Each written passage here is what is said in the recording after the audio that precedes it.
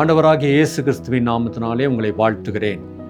இன்றைக்கு ஏசாயா தீர்க்கதரிசன புஸ்தகம் 5ஆம் அதிகாரம் 8ஆம் வசனத்தில் ஏசாயா மூலமாக தேவன் பேசுகிறார். கொடூரங்களினாலும் பல அநீதி கேடுகளினாலும் ஏழைகளை ஒடுக்கி செல்வங்களை திரளாய் சேர்க்கிறவர்களுக்கு ஐயோ என்ற ஒரு வசனத்தை நாம் பார்க்கிறோம். ஆம், அந்நாட்களிலே இப்படிப்பட்டதான வறியவர்களையும் ஏழைகளையும் மிதித்து செல்வங்களை சேர்த்து அந்த தேசத்தில் வாழ்ந்து கொண்டிருந்தார்கள்.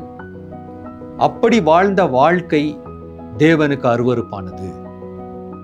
மாறாக நாம் நமக்கு கொடுத்த தேவன் கொடுத்த அந்த தாளந்துகள், நமக்கு தேவன் கொடுத்த எல்லா விதமான ஆசீர்வாதங்களையும் நாம் சரியான விதத்தில் உபயோகப்படுத்தி மற்றவர்களை நாம் ஒடுக்காதபடிக்கு, மற்றவர்களை ஏமாற்றாதபடிக்கு நாம் தேவனுடைய பார்வையிலே நேர்மையாக எல்லாவற்றையும் செய்ய வேண்டும் என்று தேவன் எதிர்பார்க்கிறார்.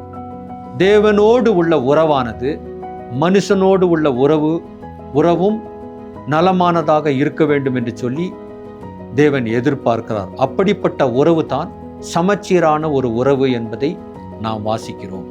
அதுவே சிலுவையின் உறவாகும். இந்த சிலுவையின் உறவிலே நாம் தேவனோடும் சக மனிதர்களோடும் சகோதர சகோதரிகளோடும் கூட நேர்மையான விதத்தில், சரியான விதத்தில் நம்முடைய உறவை நாம் பேணி காப்போமாக. தேவன் இந்த வசனத்தை ஆசீர்வதிப்பாராக. ஆமென்.